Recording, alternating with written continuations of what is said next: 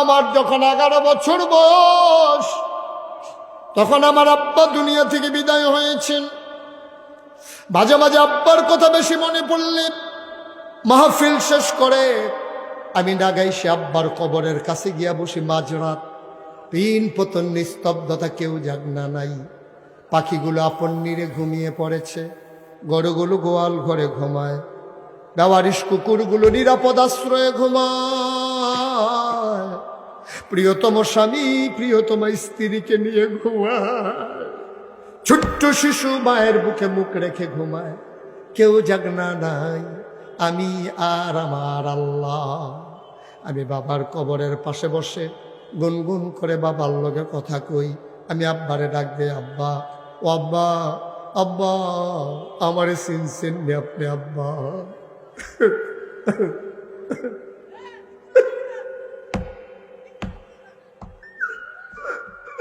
আমি আব্বারে ডাক দিয়ে কই, আব্বা, আব্বা, আপনি আমারে চিনছেন নি আব্বা? আমি আপনার মুশতাক ফয়েজি আব্বা। 11 বছরের রাইখা মারা গেছিলেন, আজকে আব্বা আপনার মুশতাক ফয়েজি অনেক বড় হয়ে গেছে। হাজার হাজার মানুষ কথা শুনতে আসে আব্বা। সালাম দিয়া মানুষগুলো দুই পার্শ্বে দাঁড়াইয়া যায়।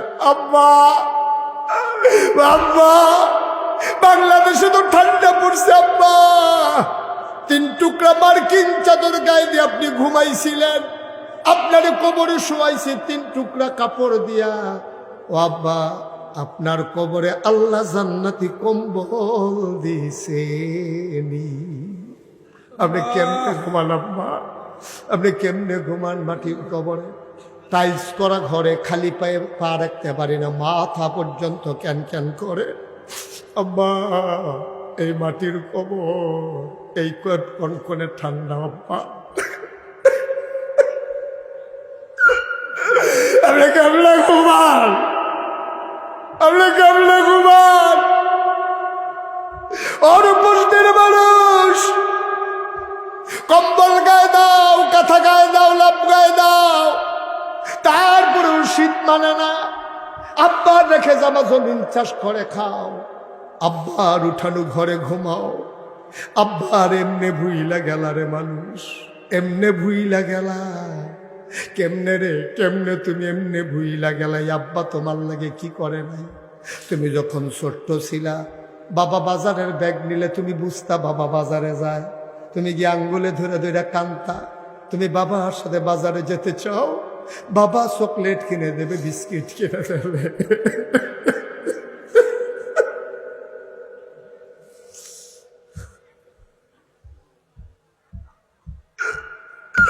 তোমার আব্বা গরিব মানুষ ছিল, ঈদের সময় নিজের লুঙ্গিটা ছিঁড়া গেছে, নিজে ছিঁড়া লুঙ্গিটারে সেলাই করে আনছে, তোমার জন্য একটা নতুন লুঙ্গি কিনা দিছে। মনে আছে নিরে বাপের কথা? কাগজের টুপি তোমারে কিনা দিত, কাপড়ের টুপি তোমারে কাগজের টুপি কিনা দিত। তুমি আব্বার কাঁধে চড়ে চড়ে বাজার ওই ঈদগার ভিতরে যাইতা, ওই আব্বারে কবরে শোয়াইছো। একবার দিগিয়া জিগাইল না, আব্বা, ও আব্বা, আমি আপনার ঘরে ঘুমাই, আপনি কোন ঘরে ঘুমা? আব্বা কম্বল গায়ে দিয়েও শীত মানে না, আপনি কেমন থাকেন? কত কিছু খাই আব্বা, আপনি কবরে কি খান? আপনারে ফেরেশতারা কিচ্ছু খাওয়ায়নি, আল্লাহ কোনো খানা দানা দিছেনি, আপনার কবর জান্নাত হইছেনি। ও ছোট্ট ভাইয়ার, ও মুরব্বী বাবারা, এ আব্বারে কবরে ফালাইলা, একটা ফোঁটা চোখের পানি ফালাইতে পারলাম না। আমার তো আব্বা নাই, আমার ছোট্ট একটা ছেলে আছে। আমার ছেলেরা পাশের বাসায় গেছে, গিয়া দেখে ওই ছেলের দাদা আসছে। আমার ছেলেরা দৌড়াই আসছে, ছোট মানুষ বুঝে না, সে এসে কয়, আব্বা, বাবা, আমারে বাবা ডাকে। আমার ছেলে কয়, বাবা, ও বাবা, আমার বন্ধুর দাদা আসছে। আমি কইছি কি হইছে? কয়, বাবা, ওর দাদা কয়দিন পরে পরে বাড়ি থেকে আসে, নারিকেল আনে, পিঠা বানাইয়া আনে। বাবা আমার দি দাদা আসে না।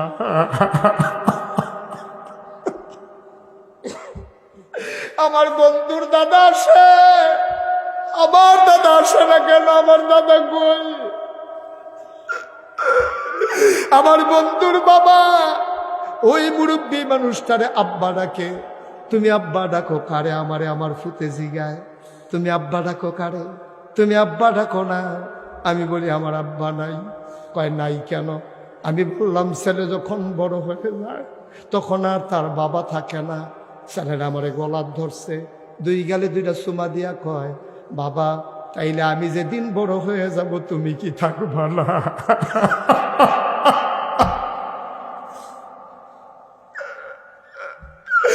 আমি যেদিন বড় হয়ে যাব তুমি কি থাকবা না? আমি আমার ছেলের কোনো জবাব দিতে পারি নাই রে আব্বা, আমি কোনো জবাব দিতে পারি নাই। আর উপস্থিত মানুষ আজকে আব্বার জন্য একটু দোয়া লইয়া যাইবা, বাবার জন্য একটু দোয়া লইয়া যাইবা। তার আগে সবাই মিলে আমরা তওবা করব, দরকার আছে নাকি নাই? সবাই নামাজের মতো করে বসো। আমার সোনামণিরা যারা দাঁড়িয়ে আছো, একটা মিনিটের জন্য বসে যাও। বসো, এই যে তিনজন বসো।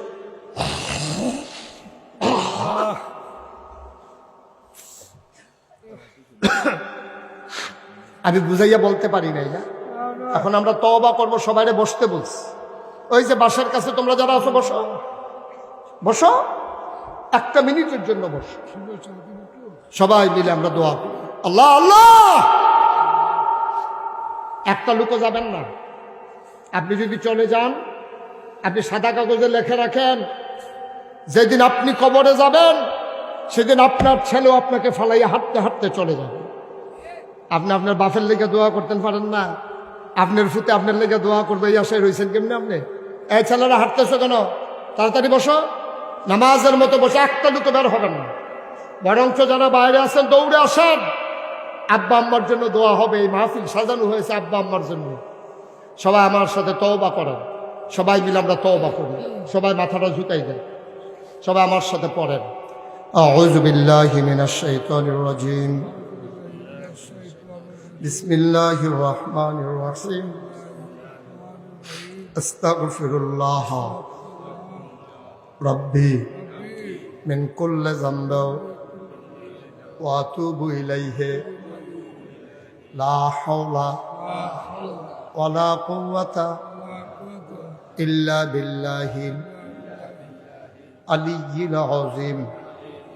হে আল্লাহ, হে আল্লাহ, হে আল্লাহ, ইচ্ছায় অনিচ্ছায় প্রকাশ্যে গোপনে শয়তানের কুমন্ত্রণায় পড়ে, নফসের তাড়নায় পড়ে জীবনে যত গুনাহ করেছি, কবিরা সগীরা শিরক বেদাত সমস্ত গুনাহ থেকে খালেস অন্তরে তওবা করতেছি। হে আল্লাহ, হে আল্লাহ, হে আল্লাহ, আমার তওবা কবুল করে নাও, আমার গুনাহ মাফ করে দাও। আশহাদু আল্লা ইলাহা ইল্লাল্লাহু ওয়াহদাহু লা শারীকা লাহু ওয়া আশহাদু আন্না সাইয়্যিদানা হাবিবানা মাওলানা মুহাম্মাদান আবদুহু ওয়া রাসূলুহু সাল্লাল্লাহু আলাইহি ওয়াসাল্লাম। আমিন, আমিন, আমিন। আমরা সবাই মিলে এখন দোয়া করব, আল্লাহ যেন কবুল করে। আল্লাহুম্মা আমিন, আল্লাহুম্মা আমিন, আল্লাহুম্মা আমিন, আল্লাহুম্মা আমিন। রব্বানা যালামনা আনফুসানা ওয়া ইল্লাম তাগফির লানা ওয়া তারহামনা লানাকুনান্না মিনাল খাসিরিন। রব্বানা আতিনা ফিদ দুনিয়া হাসানাতাও ওয়া ফিল আখিরাতি হাসানাহ ওয়া কিনা আযাবান নার। আয় আল্লাহ তাআলা, তোমার কুদরতি পায়ে ধরে ভিক্ষা চাই, আমাদের জীবনের গুনাহগুলো তুমি মাফ করে দাও। এই জীবনে আমরা আর গুনাহ করব না। আয় আল্লাহ তাআলা, আমাদের সবার মনের ন্যাক আশা তুমি পূরণ করে দাও। আমাদের যার যত অভাব আছে তুমি দূর করে দাও, যার যত পেরেশানি আছে তুমি উদ্ধার করে নাও। যারা ঋণগ্রস্ত ঋণ মুক্ত বানাইয়া দাও। আমার এনাম খায়ের ভাই সহ আল্লাহ, আমারে আনার জন্য মানুষগুলা পাগল হয়ে গেছে, তারা চর ছয়ানি মাহফিলে গিয়ে বহিষা রইছে গো মাওলা। আয় আল্লাহ তাআলা, আমি কি দোয়া করব গো মাওলা? এই প্যান্ডেলের ভিতরে যারা বসে আছে সবার জীবনের গুনাহগুলো তুমি মাফ করে দাও। যার যত অভাব আছে তুমি দূর করে দাও, যার যত পেরেশানি আছে উদ্ধার করে নাও। যারা ঋণগ্রস্ত ঋণ মুক্ত বানাইয়া দাও, যারা অসুস্থ শিফায়ে কামেলা নসিব করে দাও। আয় আল্লাহ তাআলা, তোমার কুদরতি পায়ে ধরে ভিক্ষা চাই। আ মাওলা রব্বে করিম, এই কবরস্থানে যারা ঘুমায়, কবর থেকে তাকাইয়া রইছে গো মাওলা, তাদের কবর গুলারে জান্নাতের টুকরা বানাইয়া দাও। আব্বা আমার কবরে আর আযাব দিও না, দাদা দাদি কবরে আর আযাব দিও না, নানা নানির কবরে আর আযাব দিও না।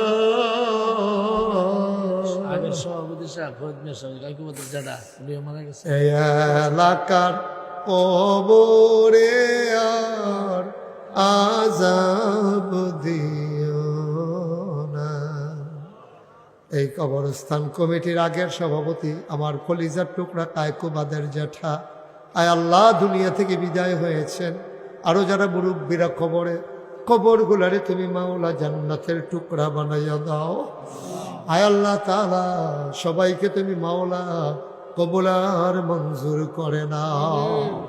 আয় আল্লাহ তাআলা, বর্তমান কমিটির সবাইকে তুমি কবুল করো।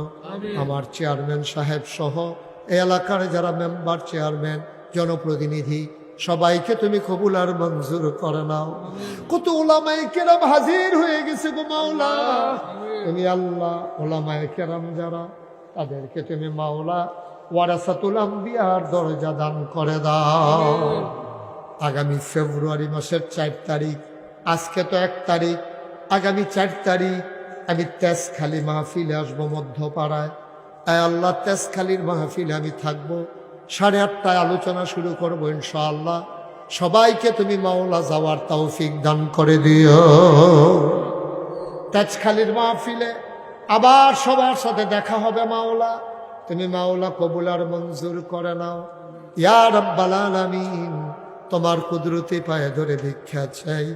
আয় আল্লাহ, আলেম ওলামাদেরকে ওয়ারাসাতুল আম্বিয়ার দরজা দান করে দাও। আমার মা বোনদেরকে আবেদা সালেহা জাহেদা বানাইয়া দিও। দুনিয়ার আগুনে পুড়ে পুড়ে আব্দুল মালেক সাহেবের পরিবার আমাদের জন্য, আলেম ওলামাদের জন্য খাবারের আয়োজন করলো মাওলা, তুমি মাওলা ওনার পরিবার পরিজনদেরকে কবুল আর মঞ্জুর করে নাও। আয় আল্লাহ, সামনে 15 তারিখ এসএসসি পরীক্ষা, দাখিল পরীক্ষা। আল্লাহ, আমাদের এই বাচ্চাগুলারে তুমি কামিয়াবি নসিব করে দিও। ইয়া রাব্বাল আলামিন, আ মাওলা রব্বে করিম, সবাইকে তুমি মাওলা কবুল আর মঞ্জুর করে নাও।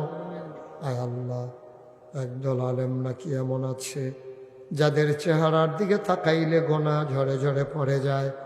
আমি গোনাগারের চেহারা, এমন চেহারা বানাইছুনি গো আল্লাহ। একদল আলেম নাকি এমন আছে যাদের হাতে হাত লাগাইয়া মুসাফা করলে আমল নামায় আর গুনাহ থাকে না। আমি গুনাহগারের হাত এমন হাত বানাইছনি গো আল্লাহ, যত মানুষ দোয়া চাইছে আর যত মানুষ দোয়া চাইবে সবগুলা হাত তুমি মাওলা কবুল আর মঞ্জুর করে নাও। আয় আল্লাহ তাআলা, তোমার কুদরতি পায়ে ধরে ভিক্ষা চাই, আমি আসি আর না আসি, আমি থাকি আর না থাকি, এই মাহফিলকে কিয়ামত পর্যন্ত তুমি মাওলা কায়েম আর দায়েম রেখে দিও ইয়া রাব্বাল আলামিন। আয় আল্লাহ তাআলা, এই কবরস্থানের উন্নয়নে যারা দানের হাত বাড়িয়ে দিয়েছে সবগুলা দান তুমি মাওলা কবুল আর মঞ্জুর করে নাও। আমি আবারও চাই, ও মাওলা ফিলিস্তিনের মুসলমানদেরকে তুমি হেফাজত করো, আমাদের বাংলাদেশের মুসলমানদেরকে তুমি হেফাজত করো। আয় আল্লাহ, রাজনৈতিক সংকট, অর্থনৈতিক সংকটের হাত থেকে আমার এই দেশবাসী খেটে খাওয়া মানুষগুলারে তুমি মাওলা কবুল আর মঞ্জুর করে নাও, আমিন।